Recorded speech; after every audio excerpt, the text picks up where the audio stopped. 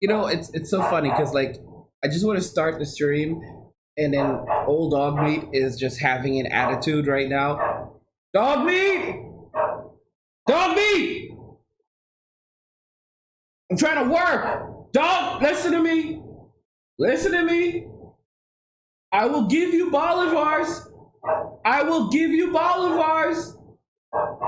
Do you want bolivars? Because I will give you bolivars. I didn't think so. I didn't think so. You're trying to challenge me? Okay, I'm gonna bring those tasty bolivars for you real soon, bro. Real soon. Bolivars are coming your way, bro. Oh, okay. Keep at it. Keep at it. So, guys, celibacy among millennial men is rapidly rising, and I guess this should be no real surprise to anyone right now that this is happening. More so, I think that we should be thinking about the implications that this will have on future generations of Americans and people worldwide. I mean, yeah, what can you really expect at this point?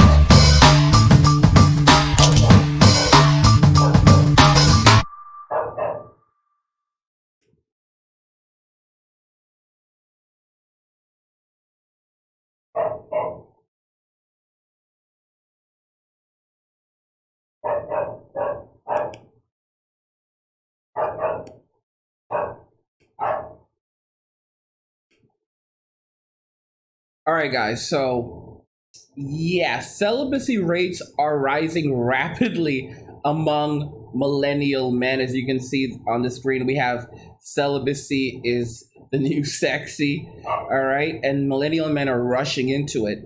The rising number of celibate men, it's an alarm.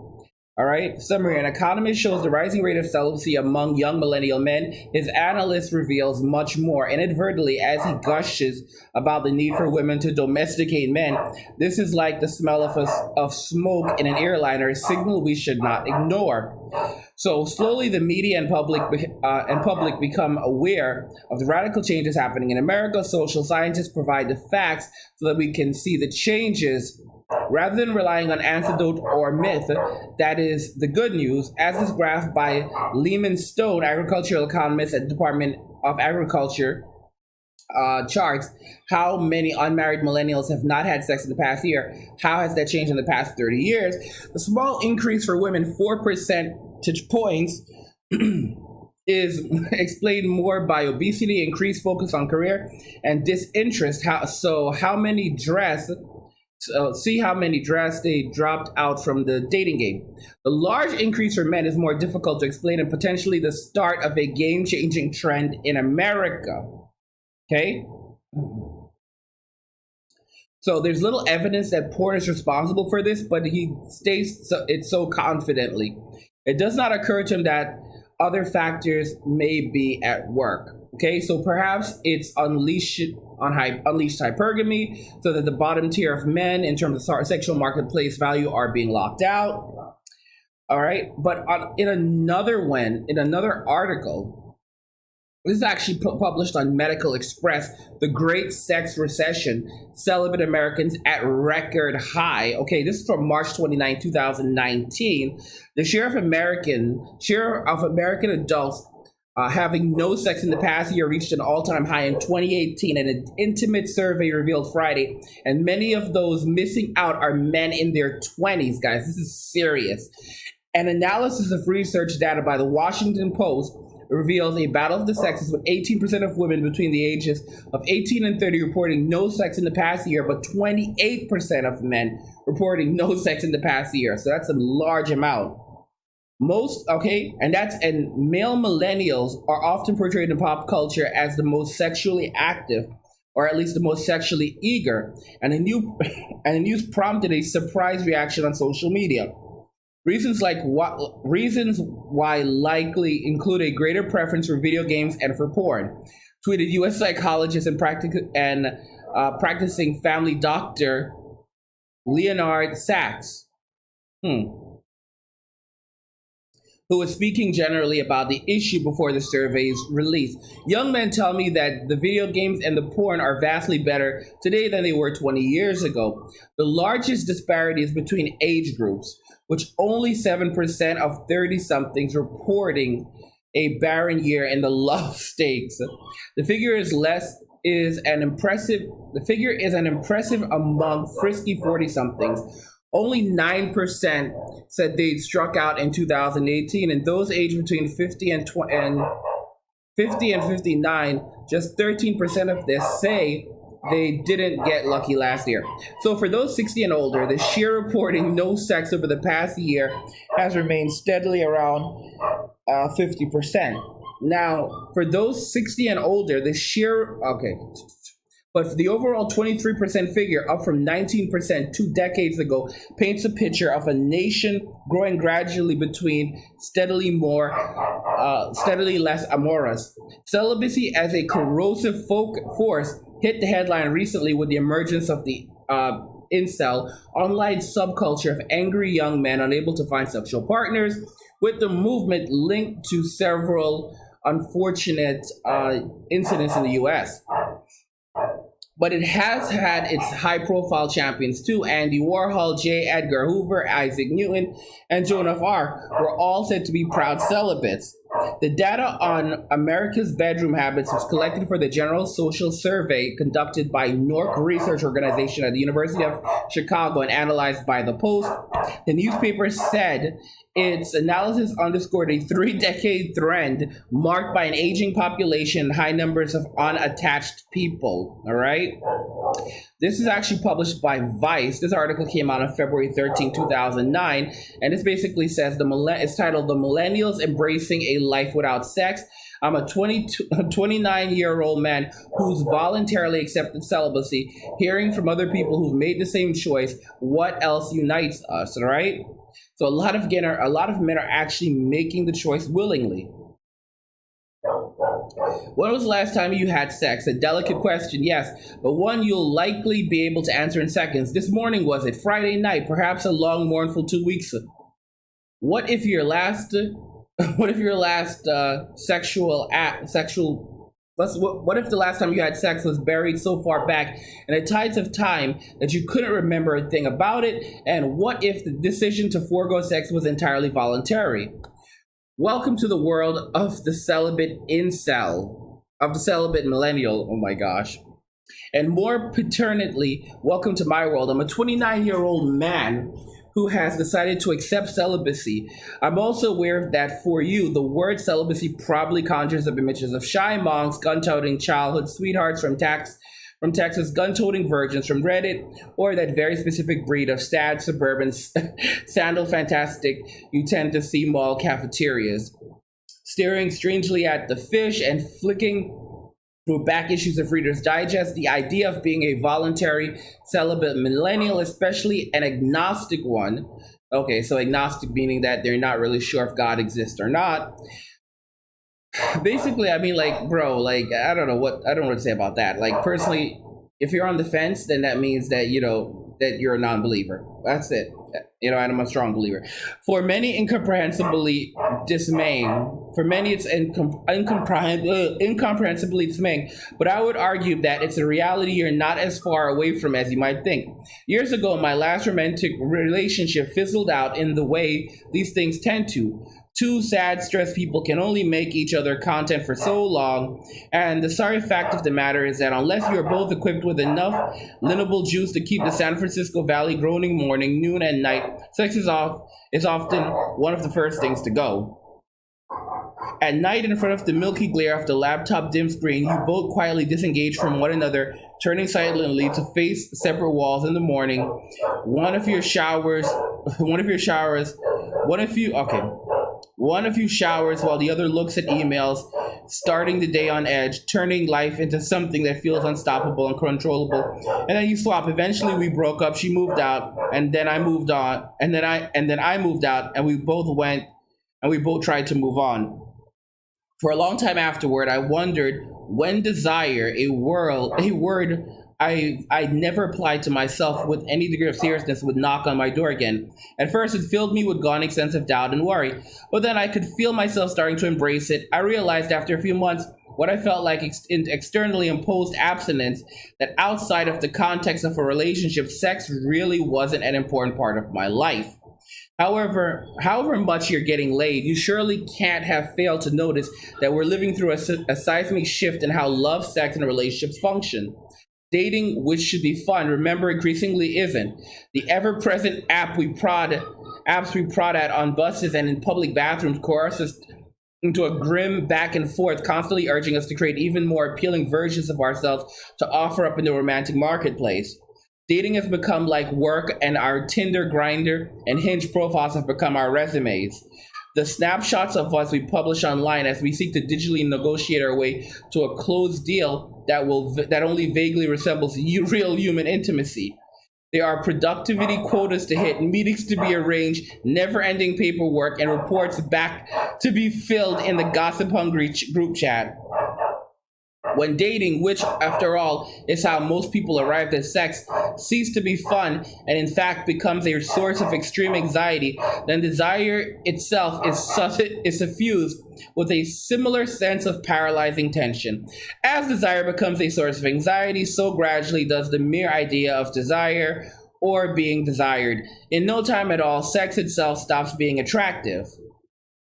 We all know the millennials allegedly have less sex than any other generation in history. Even your great granddad, the ancient dude who lived in a hut, got more action than you. You feckless, F word, box set, obsessed wreck. And we all know that anxiety, the scourge of the modern condition, plays an increasingly large role in this. Anxiety is, I think, the main reason why I find myself at 29 happily abandoning the fight to desire and be desired. Because lust and love no longer feel like solace and escapism to me. Instead, they seem to be yielding just like everything else. The surge of transactional neurosis that constitute life in the digital age. Jack is a 26-year-old model currently living in London. Just after Christmas last year, he took a vow of voluntary celibacy, though his motives weren't totally aligned with my own. I'd recently suffered a series of heartbreaks and was absolutely devastated over a man with whom I had amazing sex. Having mediocre or even adequate sex with other people was just making the pain of that loss even more apparent, he tells me. I felt like I was desperately grasping for someone, so I decided to delete all the apps and not have sex for at least a month. What began as an experiment gradually became something that continued indefinitely. When I asked whether he considers it a success, Jack nods and says, "Very well. I learned that rather than trying to satisfy this terrible need for sex or intimacy, I could diminish it, reduce it to a tolerable, even pleasant level of yearning. The result," Jack says, is that he has more time to spend with friends or solo sessions in the gym. Not that voluntarily entering into a period of abstinence automatically results in total or even partial diminution of desire. I just go back to watching porn and masturbation, he admits, which was fine. It was enough. Another friend, Monica, a marketing executive who lives and works in Manchester, is currently in a 12-step recovery program. Part of this program involves the decision to abstain from intimate relationships of both a sexual and romantic kind. I ask if she feels that the concept of voluntary celibacy is a valid one, both as a linguistic device used to describe a sex-free dry spell, as Jack applied it, and as a lifestyle choice, as I employ the term. There are definitely people who identify as voluntary celibate and definitely benefits to choosing not to engage in sexual activity, she says, but I often find myself wondering if sometimes it's a way to avoid intimacy and the all anxiety-inducing thought scenarios and vulnerability that comes with that. This is something that I, and no doubt other young celibates, ponder a lot. Friends will often, with good reason, question how much I actually want to be celibate and how much I've decided to parlay assemblage of fears: fear of rejection, fear of failure, fear of simply not being very good at sex and not knowing how to cope with that, into an easily adoptable role to play down the pub, perfect for excusing the fact that my efforts to integrate back into the romantic and sexual community are pretty much non-existent. Is it not? Is it not? Friends ask an excuse. I mean, a means of masking anxieties around sex, what it means to like sex, to want sex, to think about sex, to be thought about by others in the context of sex. Well, yes and no. There are, of course, nights and mornings, usually, to be truthful, mornings when I am hungover and realize that last night I was surrounded by couples and now I'm rigidly alone with only a book, a book and a phone next to me. The mornings when I drag myself to the gym, to the gym down the road, and sit in the steam room with other sad lost men who do not like the fact of their lives nor life's texture, men who sit with clenched fists and necks craned deep into their chest, when I'm forced to consider just how voluntary my decision to abscond from the world of sex is. I miss intimacy that is undeniable, and I miss an essential closeness that only sex with someone you love truly seems capable of offering. But I do not miss those things enough to force myself to renegotiate my relationship to how things work here in the present. Fundamentally, and perhaps oddly for some, I do not miss sex in itself more than I'd miss the chance to deny another way to flood my neural networks with anxiety and the sense of failure. So here, right before Valentine's Day, oh my. So here, right before Valentine's Day, as you're all happily getting laid, allow me both my cake and a chance to eat it. All right. Here's another article for you guys, and this one's a pretty big one that illustrates that male sexlessness is rising. All right, and as you can see, the sexless share of never married young men is skyrocketing. Let's see here. Sexless has risen massively among men aged 22 through 25 who have never been married. Many of these men are actually reporting that they are virgins. Okay. And it's really serious. A lot of these men are also just staying at home with their parents. I mean, guys, what do you think is leading to this increase in sexlessness, especially among young men? Why are so many millennial men choosing not to have sex, not to have intimate encounters, and instead are just choosing celibacy? Goo Monster is talking about Bitcoin in the chat, says it's 10,720. It's 10,720 right now. Yeah, guys, Bitcoin's over 10,000. It's 10,720. It literally hit 10,000, and now like an hour and a half later, it's already up by another $700. I told you guys about the bull run. I told you guys about the jump. Many of you guys didn't listen. Many of you guys were just like, oh yeah, I'll just wait and see. I'll wait and see. Well, good luck to you guys. Good luck to you though. To those of you that decided that you just wanted to do the whole wait and see approach. I'm not preaching to any of you. You know, I'm done with the whole crypto thing. Like, you know, either you. I mean, I'm still gonna push my courses, but you know, I'm not trying to convince anyone anymore. If anything, anyway, guys, let me know. Let's tell Angry to give Dogmeat his Bitcoin. Like heck. And then he like calms down as soon as he hears Bitcoin. But I will keep an eye out 1 minute for every 16 hours. Blue Monster says my big positions and alts are being staked for passive income, so I'm keeping those there. But I'll happily grab more alts as Bitcoin ratio discounts. Yeah, right now is the time to be buying the alts. Let me see here. Ben says I'm celebrating now. 230 kilogram deadlift is on the way. Oh my gosh. Blue Monster says millennial men are choosing their wallets, their assets, and resources as the collapse gets worse. Get ready, boys. You know, from the Bible, 7 women will cling to 1 man. What do you guys think? What do you think that this is only going to accelerate? And don't forget, guys, you can pick up a course on cryptomoney.academy right now. We still have the what do you call that thing? The flash sale happening. Because Mickey did remind me that Mickey was like, oh yeah, a lot of people want to pick up courses and you know they don't get paid until Friday. So we still have the flash sale happening right now for you guys. For those of you that want to pick up a course, the flash sale will be going on for like another hour or so. So if you want to, all courses are priced at $129 right now. All right, so you can get, if it was like a course you really had your eye on, course that you had your heart set on, you can go and pick one up right now. The strategy you must use to become a crypto millionaire, that one's the new course. You can pick that up. Convert cryptocurrency without using an exchange. how to turn your cryptocurrency into cash quickly, how to time the crypto market and make massive profit, how to take profit from cryptocurrency and not lose your entire investment, how to get tons of valuable cryptocurrency for free without mining or paying for it. Guys, like I said, you can get tons of cryptocurrency without paying for it and then just watch it skyrocket in value. You also have how to choose and invest in altcoins that will increase by 10 times, 10,000 times the value, how to buy Bitcoins anonymously through secret methods. You could also pick up the Mastering the Ethereum Wallet and Blockchain course. And of course, you have the Introduction to Day Trading Cryptocurrency course.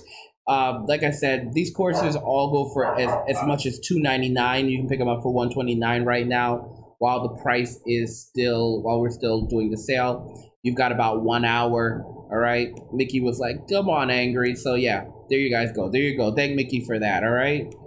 So let me know what you guys think, why this is happening. And we'll talk more about it in the comments. Love God, get money, and cheers.